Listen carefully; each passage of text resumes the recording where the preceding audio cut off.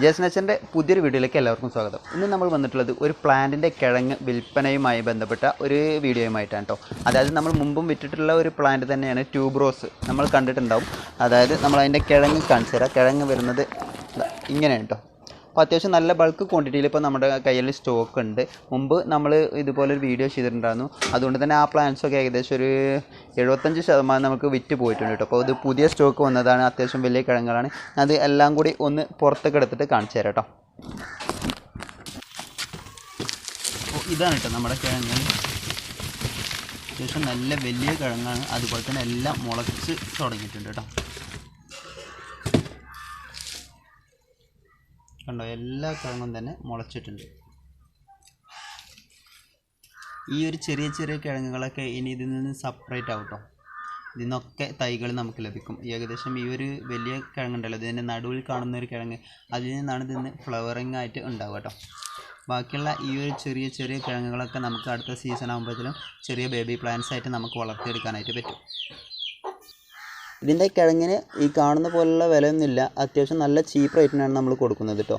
ഏകദേശം നമ്മുടെ ഇന്ത്യയിലെ എല്ലായിടത്തും ഇത് കൊറിയറായിട്ട് അയക്കുന്നതായിരിക്കും. നിങ്ങൾക്ക് വേണമെങ്കിൽ പോസ്റ്റ് ഓഫീസ് വഴിയോ അല്ലെങ്കിൽ DTDCയോ നിങ്ങളുടെ ഇഷ്ടാനുസരണമുള്ള കൊറിയർ വഴി നമ്മൾ അയച്ചു തരുന്നതായിരിക്കും കേട്ടോ. ഈ ഒരു മുളപ്പിക്കുന്ന സമയത്ത് ഈ ഒരു രീതിയിൽ ഇവിടെ ഇതുവരെ മാത്രം മണ്ണിട്ട് മൂടി കൊടുക്കുക. ഈ ഒരു മുളച്ച ഭാഗം നമ്മൾ പുറത്തേക്ക് കാണുന്ന രീതിയിൽ വേണം ഇത് ചട്ടിയിലോ അല്ലെങ്കിൽ പുറത്ത് മണ്ണിലൊക്കെ ആയിട്ട് സെറ്റ് ചെയ്യുന്ന സമയത്ത് വെക്കാനായിട്ട് കേട്ടോ. ട്യൂബ്രോസ് നമുക്കൊരു നല്ല സുഗന്ധമുള്ള ഒരു ഫ്ലവറാണ് കേട്ടോ. അതായത് നമ്മൾ സിറ്റൗട്ടിൻ്റെ ഫ്രണ്ടിലൊക്കെ വെക്കുന്ന സമയത്ത് അകത്തേക്ക് വരെ അതിൻ്റെ സ്മെല്ല് വരും. അങ്ങനത്തെ ഒരു രീതിയിലുള്ള ഒരു ഫ്ലവറാണ് ഈ ട്യൂബ്രോസിൻ്റെ. ഏകദേശം നമ്മളിപ്പോൾ ഈ കാണുന്ന കിഴങ്ങൊക്കെ വെച്ചിട്ടുണ്ടെങ്കിൽ ഒരു 3 മാസത്തിനൊക്കെ നമുക്ക് അതിൽ നിന്ന് ഫ്ലവർ ചെയ്യാനായിട്ട് പറ്റും. നമ്മുടെ കേരളത്തിൻ്റെ കാലാവസ്ഥയിലൊക്കെ ധാരാളമായിട്ട് ഉണ്ടാകുന്ന ഒരു ഫ്ലവർ തന്നെ കേട്ടോ. ഇതിപ്പോൾ കാണുന്നവർക്ക് സംശയം ഉണ്ടാകും. കാരണം നമ്മുടെ നാട്ടിലൊന്നും ഇത് കൂടുതലായിട്ട് വിപണിയിലില്ല, അതുപോലെ തന്നെ നമ്മുടെ വീട്ടിലൊന്നുമില്ല. അപ്പോൾ നമുക്കൊരു സംശയം ഉണ്ടാകും ഇത് നമ്മുടെ നാട്ടിൽ ഉണ്ടാവുമോ എന്നുള്ളത്. അപ്പോൾ ഇത് കേരളത്തിൻ്റെ കാലാവസ്ഥയിൽ 100% ഉണ്ടാവുന്നത് ഒരു ചെടിയാണ് കേട്ടോ ട്യൂബ്രോസ്. അതിൻ്റെ പ്ലാന്റ് ആയിട്ട് നമുക്ക് കിട്ടും. പക്ഷേ ഇപ്പോൾ നമ്മുടെ കയ്യിലുള്ളത് അതിൻ്റെ കിഴങ്ങുകളാണ് കേട്ടോ. അപ്പോൾ ആദ്യം തന്നെ വെച്ചാൽ മതി. അത് ഏകദേശം എല്ലാ കിഴങ്ങുകളും മുളച്ചു വന്നിട്ടുണ്ട്. അപ്പോൾ ഇത് വെച്ച് തുടങ്ങുമ്പോൾ തന്നെ അത് മുളക്കാനായിട്ട് തുടങ്ങും. ചാണകപ്പൊടി അതുപോലെ തന്നെ മണ്ണ് മാത്രം മതി ഇതിൻ്റെ പോട്ടി മിക്സ് ആയിട്ട്, വേറെ ഒന്നും വേണ്ട. നമുക്ക് ചട്ടിയിലോ അല്ലെങ്കിൽ നേരെ മണ്ണിലോ ഇത് വെക്കാൻ പറ്റും കേട്ടോ.